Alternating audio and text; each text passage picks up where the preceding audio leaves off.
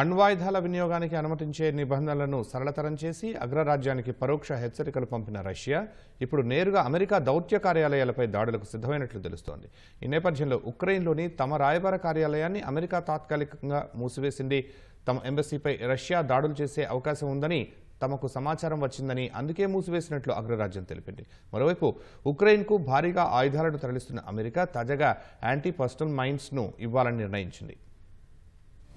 అగ్రరాజ్యాలు America, Russia చర్యలు ప్రపంచాన్ని అణుయుద్ధం వైపు నెడుతున్నాయా అనే అనుమానాలు రేకెత్తిస్తున్నాయి. రష్యా, ఉక్రెయిన్ మధ్య నానాటికీ ముదురుతోన్న యుద్ధ తీవ్రతను చూస్తుంటే ఈ అనుమానాలకు మరింత బలం చేకూరుతోంది. ఒకవైపు అమెరికా దీర్ఘశ్రేణి క్షిపణుల ప్రయోగానికి ఉక్రెయిన్కు అనుమతివ్వడమే కాక వాటిని పెద్ద ఎత్తున తరలిస్తోంది. మరోవైపు అందుకు దీటుగా అణ్వాయుధాల వినియోగానికి అనుమతించే నిబంధనలను సరళతరం చేసి అమెరికాకు పరోక్షంగా తీవ్ర హెచ్చరికలు పంపిన రష్యా ఇప్పుడు నేరుగా అగ్రరాజ్యం దౌత్య కార్యాలయాలపై దాడులకు సిద్ధమైనట్లు తెలుస్తుండడం అగ్నికి ఆజ్యం పోసినట్లయింది. అటు నాటో కూటమిలో సభ్యదేశమైన యూకే ల్యాండ్ మైన్లు, పేలుడు పదార్థాలను ఎలా నిర్వీర్యం చెయ్యాలో ఉక్రెయిన్ దళాలకు శిక్షణ ఇస్తుండటంతో రష్యాకు మింగుడు పడటం లేదు. అదీను తమ సొంత గిడ్డపై ఉక్రెయిన్ సైన్యానికి యూకే శిక్షణ ఇస్తుండడం రష్యాకు ఆగ్రహం తెప్పిస్తోంది. అటు రష్యాకు సైనిక సహాయం అందిస్తోన్న ఉత్తర కొరియా ఆ దేశానికి మరిన్ని ఆయుధాలను పంపించినట్లు దక్షిణ కొరియా ఆరోపించింది.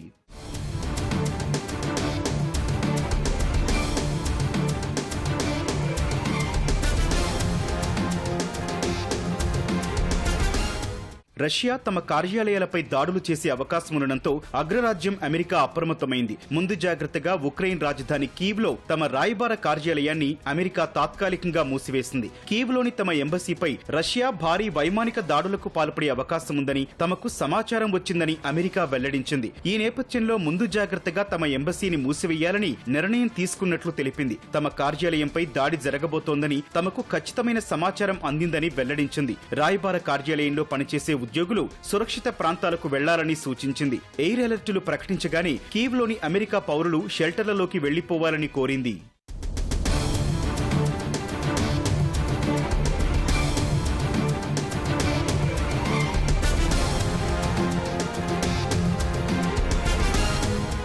మరోవైపు రష్యాను సమర్థవంతంగా ఎదుర్కొనేందుకు ఉక్రెయిన్కు అమెరికా భారీగా ఆయుధాలను తరలిస్తోంది. తాజాగా యాంటీ పర్సనల్ మైన్స్ ఇవ్వాలని బైడెన్ సర్కారు నిర్ణయించింది. యుద్ధం మొదలైన తర్వాత వీటిని కీవ్కు ఇవ్వనుండడం ఇదే తొలిసారని అధికారులు చెబుతున్నారు. తాము అందించే దీర్ఘశ్రేణి ఆయుధాలను రష్యాపై ప్రయోగించేందుకు అమెరికా ఒక్కరోజు వ్యవధిలోనే నిర్ణయం తీసుకోవడం యుద్ధ తీవ్రతను పెంచుతోంది. ఉక్రెయిన్ తూర్పు ప్రాంతాల్లో ఈ యాంటీ పర్సనల్ మైన్స్ ను వినియోగించనున్నట్టు తెలుస్తోంది. ఈ ప్రాంతంలో రష్యా సేనల దూకుడు ఎక్కువగా ఉండడంతో వారికి అడ్డుకట్ట వేసేందుకు అమెరికా ఈ నిర్ణయం తీసుకున్నట్లు తెలుస్తోంది. తమ భూభాగాలను కాపాడుకోవడానికి కీవ్కు ఇవి మెరుగ్గా ఉపయోగపడతాయని అమెరికా అంచనా వేస్తోంది. ఈ మందుపాత్రల వల్ల సాధారణ ప్రజలకు ముప్పు చాలా తక్కువ ఉండేట్లు చూస్తామని ఉక్రెయిన్ ఇప్పటికే అగ్రరాజ్యానికి హామీ ఇచ్చింది.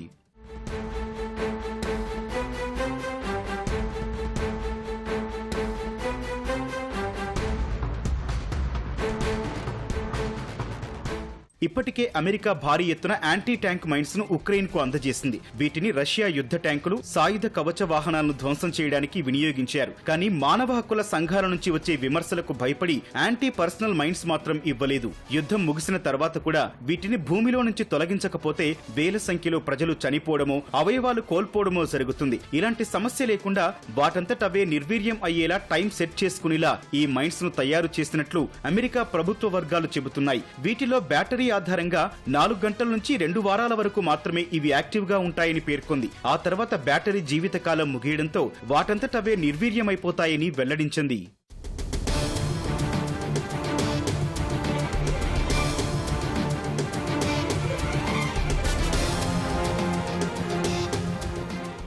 మరోవైపు నాటో సభ్యదేశమైన యూకే కూడా ఉక్రెయిన్ కు అండగా నిలుస్తోంది. ఉక్రెయిన్ దళాలకు యూకే సైనిక శిక్షణ ఇస్తోంది. ల్యాండ్ మైన్, ఆయుధాలు, ఇతర పేలుడు పదార్థాలను ఎలా నిర్వీర్యం చేయాలో యూకే దళాలు ఉక్రెయిన్ సైనికులకు శిక్షణ ఇస్తున్నారు. అదీను తమ సొంత గడ్డపై ఉన్న సైనిక క్యాంపులో ఉక్రెయిన్ దళాలకు శిక్షణ ఇస్తున్నట్లు నాటో అధికారులు తెలిపారు. యూకే గడ్డపై ఇప్పుడు 50,000 మందికి పైగా ఉక్రెయిన్ సైనికులు శిక్షణ పొందుతున్నట్లు ఆ దేశ ప్రభుత్వం ప్రకటించింది. ఆపరేషన్ ఇంటర్ఫ్లెక్స్ పేరుతో 2022 నుంచి వారికి శిక్షణ ఇస్తున్నట్లు తెలిపింది.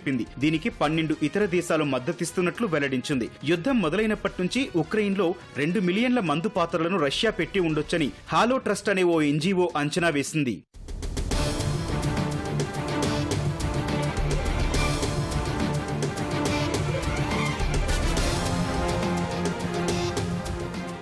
అటు రష్యాకు అమెరికాతో పాటు నాటో దేశాల నుంచి ముప్పు పెరుగుతుండటంతో ఆ దేశానికి ఉత్తర కొరియా మద్దతిస్తోంది. ఇప్పటికే రష్యాకు సాయంగా సైనికులను పంపించిన కిమ్ ప్రభుత్వం తాజాగా పెద్ద ఎత్తున ఆయుధాలను సరఫరా చేసినట్లు దక్షిణ కొరియా ఆరోపించింది. ఇటీవల అదనపు ఫిరంగి వ్యవస్థను కిమ్ ప్రభుత్వం అందజేసిందని దక్షిణ కొరియా స్పై ఏజెన్సీ వెల్లడించింది. 170 గన్లు, 240 రాకెట్లను రష్యాకు తరలించినట్లు ఆరోపించింది. ఈ ఆయుధాలను వాడే సామర్థ్యం మాస్కో సైనికులకు లేదని, వారికి శిక్షణ ఇచ్చేందుకు ఉత్తర కొరియా నుంచి సిబ్బంది అక్కడికి వెళ్లినట్లు తెలిపింది.